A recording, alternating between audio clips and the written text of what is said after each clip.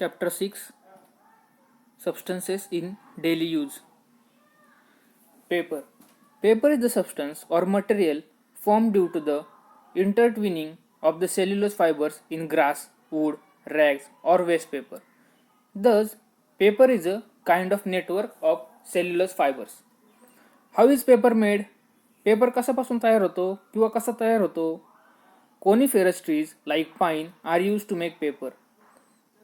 तर coniferous trees like pine म्हणजे pine यापासून हा पेपर तयार होतो.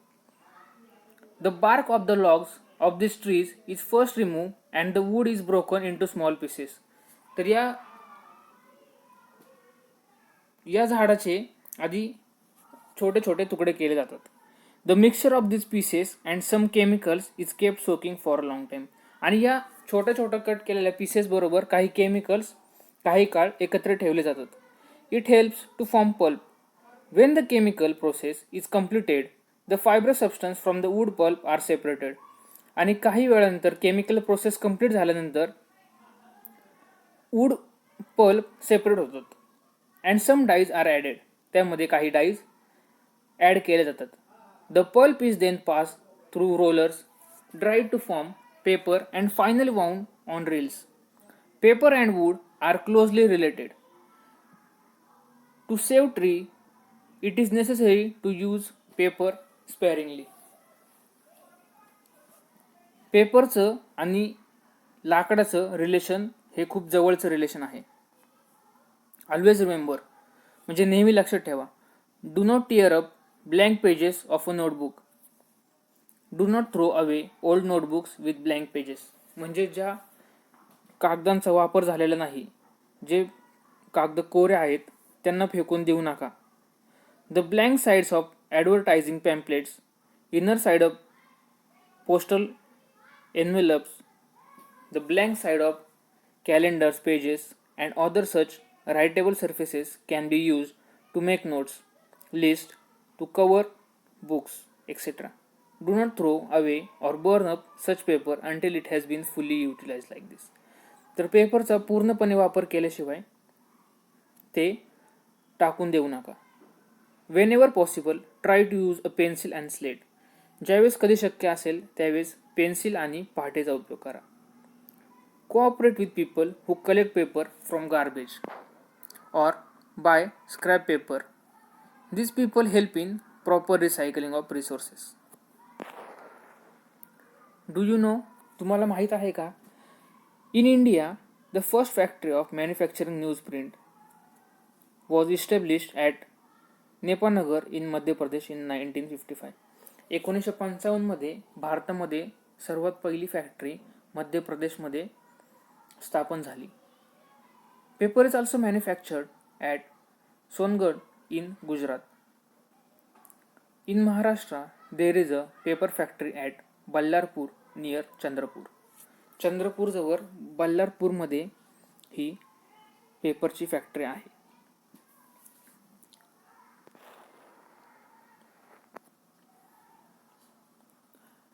डू यू नो, तुम्हाला माहीत आहे का? Silk is a natural thread or fibre obtain from the cocoons of silk worms. From one cocoon 500 metre to 1300 metre of thread can be obtain. It is said that silk was first produced on a large scale in China.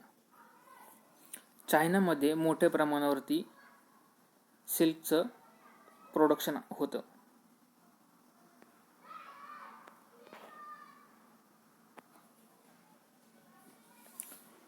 Almost all the articles made from natural fibers in the olden days can now be made from synthetic threads. Nylon, rayon, terylene, acrylic are all synthetic threads and many articles in our daily use are made from them. आता पाहूयात nylon. These threads were invented at the same time in New York and London. New York आणि लंडनमध्ये याचा शोध घेतला गेला. Therefore, the initials NY of the New York and LON from London were combined to name them nylon. न्यूयॉर्कमधला पहिले initial N आणि Y आणि लंडनमधले LON याचं कॉम्बिनेशन करून नायलॉन हा शब्द तयार केलेला आहे. Nylon threads have a shine and are strong, transparent and water resistant. They are used to manufacture clothes, fishing nets, ropes etcetera. नायलॉनला शायनिंग आहे, ते मजबूत आहेत, पारदर्शक आहेत आणि याचा उपयोग कपडे बनवणे, फिशिंग नेट्स म्हणजे माशांचे जाळे बनवणे, दोरी बनवणे यासाठी केला जातो. Rayon. Cotton and wood pulp is dissolved in chemical called sodium hydroxide to make a solution. Threads are obtained from this solution with the help of machines, as these threads have shine and strength. They are said to be synthetic silk.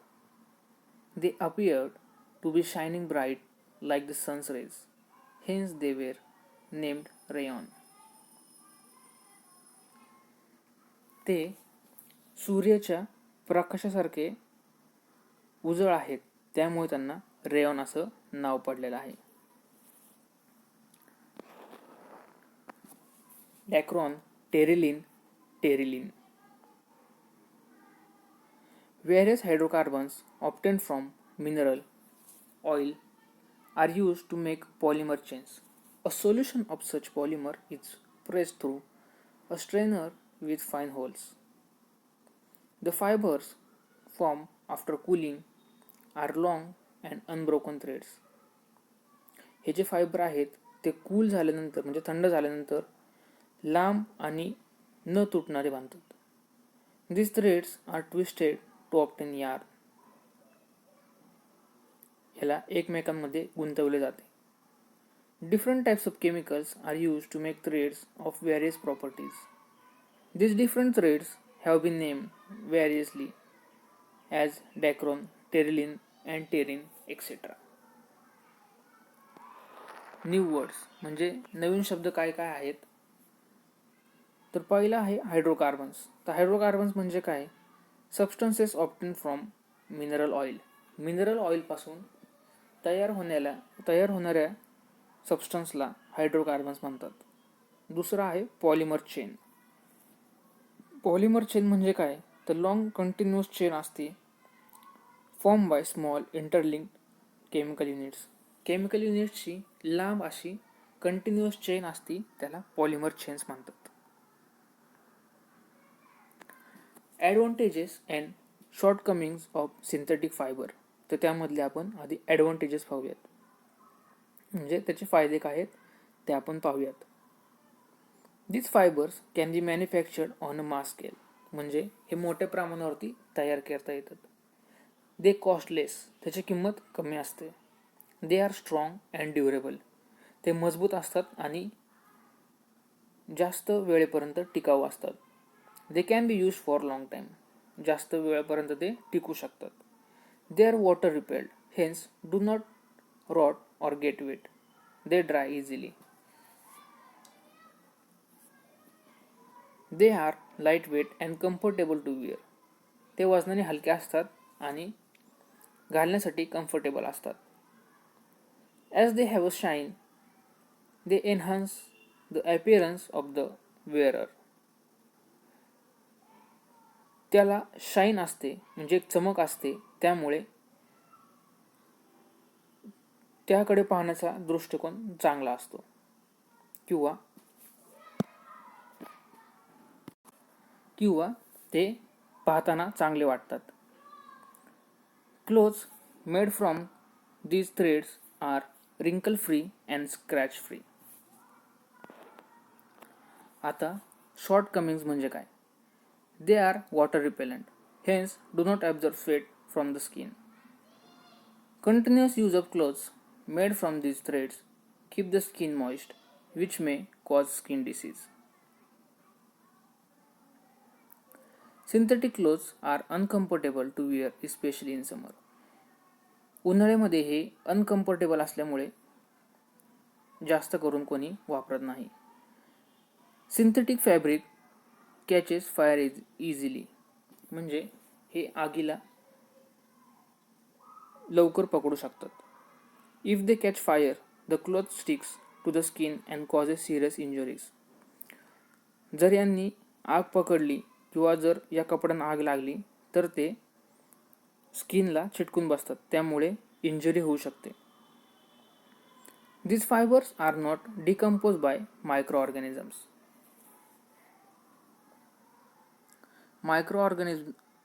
Organisms कडून हे decompose होत नाहीत. Always remember, नेहमी लक्ष ठेवावे असे. Save trees to save nature. जर आपल्याला निसर्ग वाचवायचा असेल तर आपल्याला झाडे वाचवावी लागतील. Save paper two save trees. आणि त्यासाठी पेपर वाचवावा लागेल. Use paper properly and economically. Make full use of it and recycle the use paper. आणि यूज केलेल्या पेपरचा रिसायकल करावे, म्हणजे त्याचा पुनरुपयोग करावा. Although there are some disadvantages in using synthetic fiber, they can be useful if they are used in a proper way. They reduce the load on the use of natural resources. What we have learned, आपण काय शिकलो? We use two types of materials, natural and man-made. आपण दोन टाईप्सचे material शिकलोय. पहिला आहे natural आणि दुसरा आहे मॅनमेड. तर natural materials may be biotic और अबायोटिक. नॅचरल मटेरियल कोणते असतात? बायोटिक किंवा अबायोटिक. त्यामधले बायोटिक मटेरियल काय असतात? प्लांट ओरिजिनपासून असतात किंवा ॲनिमल ओरिजिनपासून असतात. Rubber, paper and synthetic fibres are important manmade materials in daily use. Manmade मटेरियलपासून बनवलेले पेपर, रबर आणि सिंथेटिक फायबर हे इम्पॉर्टंट आहेत आपल्या दैनंदिन जीवनामध्ये. Manmade materials are obtained by using certain processes. Manmade मटेरियलसाठी काही प्रोसेस करण्याची आवश्यकता असते. Science watch. While studying science, we do verify whatever we learn. But what about others? It is necessary to explain to everybody that there is a science behind every phenomenon. प्रत्येक गोष्टीमध्ये विज्ञान लपलेलं आहे. Let us explain to them what we have learned and let us act on the basis of our knowledge. आणि या प्रकारे हा धडा संपलेला आहे आणि खाली एक्सरसाइज त्यांनी दिलेला आहे. हा स्वाध्याय तुम्हाला आता सोडवायचा आहे.